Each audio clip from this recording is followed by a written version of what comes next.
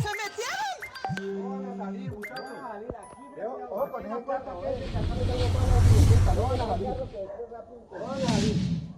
Carlos, venga para acá que usted decía, venga para acá, Carlos. Venga, suba por el gimnasio.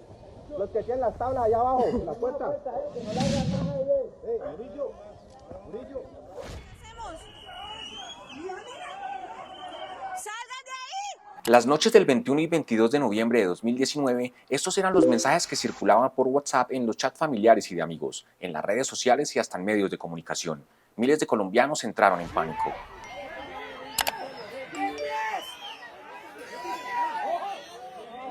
Esta viralización rápida de mensajes y de información que nadie verificó llevó a que por lo menos en Bogotá casi nadie durmiera.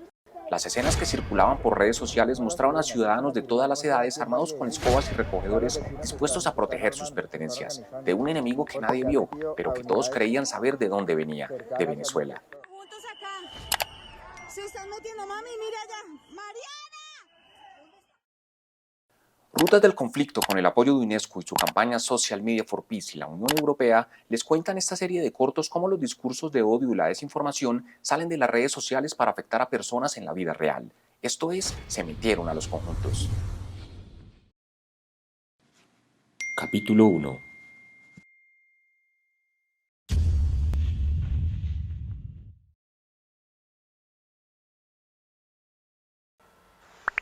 Me acuerdo que en ese tiempo yo trabajaba o trabajábamos, no, sí, trabajaba en McDonald's. Entonces, en esos grupos del trabajo empezaron a llegar los mensajes de gente diciendo que ya en sus conjuntos habían personas entrando. Entonces, al principio sí fue como se están metiendo todo el mundo, no sé qué. Y la gente al mismo tiempo en el conjunto saliendo con palos. El miedo es una herramienta que ha sido utilizada históricamente en Colombia para muchas cosas, ¿no? Incluso nosotros caímos los primeros minutos de cuando supe eso, me asusté, pero después entramos como en sensatez unos minutos después, porque nos dimos cuenta que la cantidad de personas que podrían estarse metiendo a los conjuntos al tiempo en todo Bogotá no nos daba matemáticamente para que estuviera pasando eso. ¿Qué fue lo que pasó esas noches? No les podemos decir, porque nadie lo sabe con certeza. La noche en la que se metieron a los conjuntos se dio en medio de un paro nacional convocado para protestar en contra de varias políticas económicas y sociales del gobierno de Iván Duque. Por eso, analistas tienen la teoría de que este hecho fue orquestado con el propósito de difundir el miedo para que las personas no salieran a las calles y no siguieran manifestándose. Por ahora nadie volvió a investigar el tema y quedó en la memoria como una anécdota que, como dirían en TikTok, mantiene humilde a Bogotá. De norte a sur, de oriente a occidente en Bogotá, rápidamente la información se esparció. Las personas asustadas con el afán de dar aviso y protegerse no dudó en compartir videos, audios, consejos para atacar cuando fuera necesario. Todos y todas listos, nadie durmió y el enemigo común nunca apareció. Las personas todas, por la manera en la que evolucionamos, digo yo siempre, tenemos unas maneras de funcionar en nuestro cerebro que nos llevan a sesgos de confirmación y ese tipo de cosas. Cuando uno tiene esas creencias particulares con las que desafortunadamente la mayoría de personas hemos sido criadas en este país y en Occidente, diría yo, cierto tipo de información pues se salta esos filtros y termina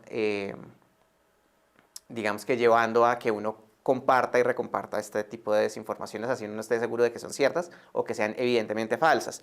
A veces pasa que las comparten como chistes o como de pronto siendo conscientes de que no están en serio, pero la gente que ve el contenido termina sacándolo de contexto o creyéndose lo que dice ahí, independientemente de que inicialmente fuera algo no tan serio. Un sesgo cognitivo es una interpretación sistemática que se basa en prejuicios para sacar conclusiones y tomar decisiones que, en este caso, asignan valores negativos a grupos sociales para discriminarlos. Por eso, quizás esa noche de noviembre de 2019 la desinformación corrió tan rápido y las consecuencias fueron muy serias, porque lo que sí terminó pasando es que los mensajes que volaban, culpando a los migrantes venezolanos en Colombia de la noche de terror, información llena de odio que alimenta los sesgos cognitivos, trascendió de las cadenas de WhatsApp y se convirtieron en agresiones físicas. Esa noche no paró la desinformación, inclusive varios alcaldes siguieron estigmatizando a los venezolanos y los culparon. no solo de los hechos violentos en medio de las protestas, sino de la inseguridad que han vivido varias ciudades como Bogotá o Cali. De hecho, en uno de los paros nacionales en Colombia, el alcalde de Cali, puntualmente, pues haciendo eco de estas noticias falsas de que eran los migrantes los causantes de las deportaciones, decidió deportar a decenas de migrantes que no pasaron por un debido proceso, que simplemente de un día para otro fueron identificados con no sabemos qué criterio, expulsados del país, digamos, alejados de su familia, sin el derecho a un juicio, sin el derecho a defenderse, y luego distintas organizaciones encontraron, pues, investigando que ellos no tenían nada que ver con los presuntos crímenes a los que se les imputaba. Que es la misma razón por la cual Claudia López sale a decir que la criminalidad en Bogotá aumentó, cuando realmente los números no dicen eso, por cuenta de la llegada de la crisis migratoria venezolana, y que le sirve, se garantiza primero concentrar los esfuerzos en un solo lado, al menos los esfuerzos de la discusión pública, que siempre es agitada, que siempre está obviamente atribulada, que en un país como Colombia además está exacerbada porque hay noticia. También uno juzga mucho por el aspecto de la persona. Entonces, si es alguien, como le decimos, un ñerito, un ñero, o sea, como su aspecto, cómo se viste, da a entender que es un ñero, pues lo van a juzgar. Y también, y si es venezolano, pues yo creo que eso incrementaría y casi que la gente lo da por hecho, que ese es el ladrón y que hay que acabarlo. Por un lado tenemos a ciudadanas y ciudadanos llenos de miedo y por el otro tenemos actores políticos que se aprovechan para sacar ventaja. La mezcla perfecta para la viralización de los discursos de odio. Así funciona esto. Los discursos de odio en espacios digitales hay veces nos los imaginamos como contenidos dispersos, como alguien publicó un meme racista o alguien publicó un tweet que ataca a grupos de migrantes. Pero no, esto no es desconectado e independiente, sino que cada uno de estos contenidos es como una gota de agua que va cayendo y construyendo un río de estereotipos, un río de sesgos frente a ciertos grupos y sus identidades. Las poblaciones históricamente estigmatizadas son las más afectadas por la difusión de estos discursos que se aprovechan del imaginario negativo de la gente hacia ciertas personas como los migrantes, las mujeres, los indígenas o los afrodescendientes. La trata transatlántica deshumanizó a las personas de origen o ascendencia africana, convirtiéndolas en meras mercancías que eran valorizadas por su beneficio económico dentro de la colonia.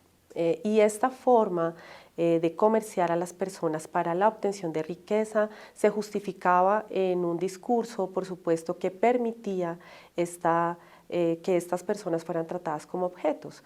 Durante mucho tiempo y debido también a esta, digamos, pigmentocracia, ¿cierto?, que fue la colonia, y a pensar que las personas que tienen una pigmentación más oscura eran menos. La forma de relacionarse con nosotros entonces siempre fue esa. Las personas que tienen una pigmentación más oscura son inferiores, no piensan, ¿cierto?, no tienen sentimientos y tienen de alguna manera que estar dentro de la escala social en ciertos oficios. Así, estos prejuicios sociales sumados al miedo sirven para que la gente crea las noticias falsas que tienen un trasfondo racista, xenófobo, machista o de otro tipo de poblaciones como LGBTI.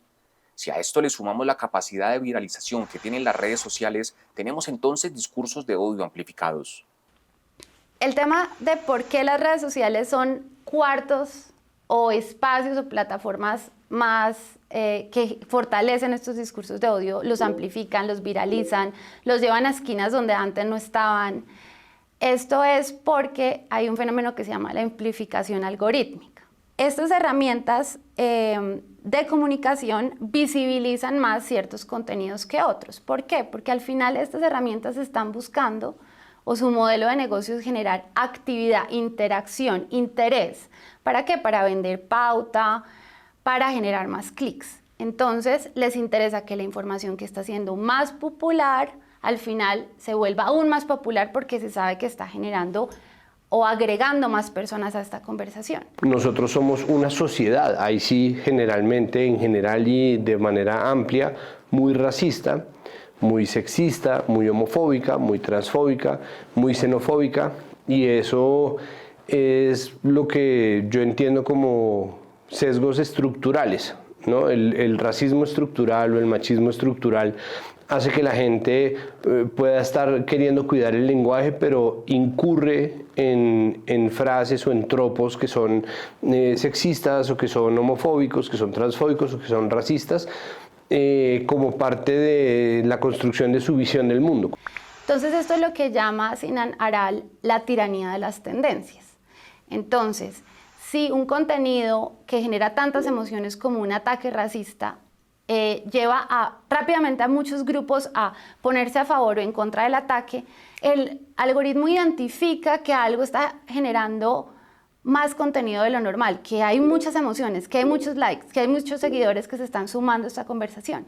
Entonces, lo que hace es lanzar o generar una segunda onda de amplificación y ponerla aún más visible en nuestros feeds o en nuestros perfiles, lo que a su vez lleva a más personas a darle más clic y la vuelve a llevar a otro anillo de amplificación. Esta pregunta que nos genera es, ¿hubiera tenido la misma visibilidad un contenido racista si no hubiera estado en redes sociales en ese momento y generado esa amplificación algorítmica? Tal vez no. Entonces ahí es donde de alguna manera las redes sociales están generando una externalidad negativa a un bien público que es la información. Otro reflejo de todo esto es lo sucedido en octubre de 2016, en medio del plebiscito por la paz que buscaba la aprobación del acuerdo entre el gobierno nacional y la guerrilla de las FARC-EP. En este caso, la campaña por el no. Como lo sabemos, el asesor político de los uribistas dijo que lo importante era sacar a las personas emberracadas. Empezaron a utilizar una serie de discursos en contra de minorías, en este caso, que acusaban de promocionar la ideología de género y de diversidad de género y diversidad sexual.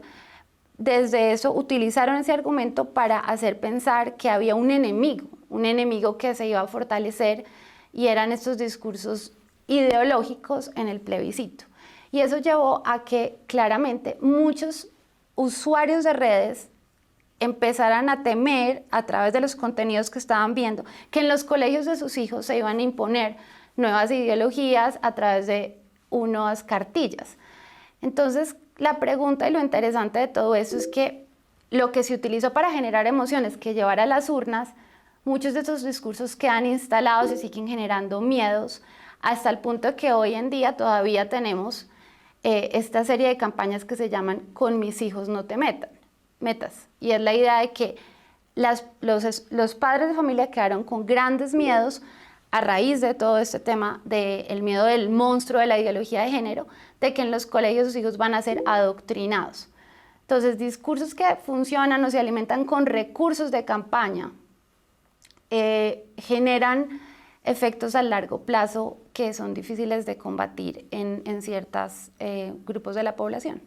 Entonces, la mezcla perfecta para la creación y difusión de desinformación que fomenta discursos de odio lleva mucho miedo, también muchos prejuicios y grupos políticos que aprovechan todo esto para generar sentimientos de afinidad ideológica. Por supuesto, pensando en las siguientes elecciones, mejor dicho, que la gente salga a votar emberracada. En el siguiente capítulo veremos cuál es el límite que plantea la libertad de expresión a la hora de crear y difundir noticias falsas, con un trasfondo de discursos de odio. Esto es, se están metiendo a los conjuntos.